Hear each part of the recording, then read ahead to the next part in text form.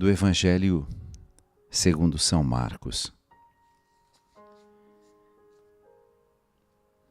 Naquele tempo, Jesus e os seus discípulos chegaram a Betsaida.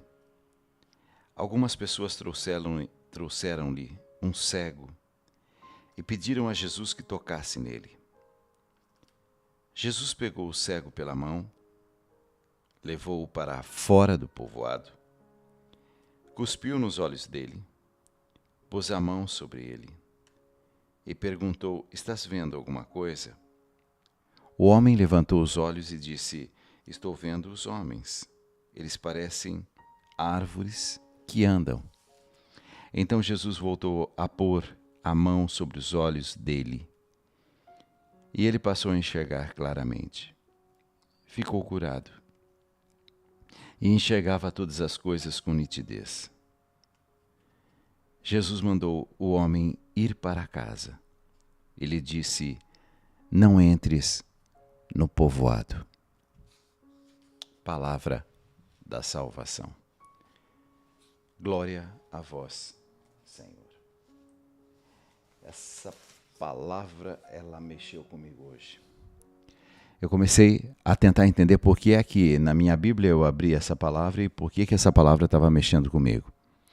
E eu cheguei a uma conclusão. Essa palavra está dizendo o seguinte: havia uma necessidade, um homem com uma necessidade. A população toda pedindo para Jesus intervir. Jesus foi até lá, tocou naquele homem. Diz o texto bíblico que colocou saliva, cuspiu nos olhos dele, e aquele homem voltou a enxergar. Acontece que tem um detalhe. Jesus, para fazer isso, retirou esse homem daquele povoado. E a hora que ele ficou curado, Jesus disse assim: vai para casa. Não fica no meio dessa gente, não. Vai para casa. A palavra de Deus hoje está dizendo algo muito duro para mim e para você. Às vezes, é melhor a gente receber a graça e ir para casa. Por onde é que a gente anda? Quais são os lugares que a gente tem frequentado e que não são lugares bons? A pergunta de hoje é justamente essa. Jesus retira ele do meio daquele grupinho. Quais são os grupinhos que não estão fazendo bem para mim e para você? Quais são os convívios, os contatos, as amizades, os encontros?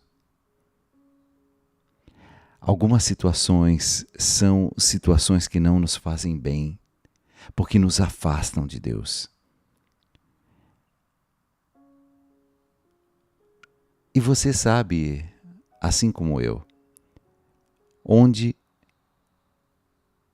é que essas situações pegam a gente? Quando é que a gente tem que ser forte? Quando é que a gente tem que cair fora? Quando é que a gente não pode se deixar levar? Para não ser enganado? Quando é que a gente precisa ser suficientemente maduro, inteligente, a ponto de não se deixar enganar? Por outro lado, eu queria ressaltar uma outra ideia. Percebe a força das pessoas que estavam ao lado? Convenceram Jesus a fazer o milagre, a curar aquele homem.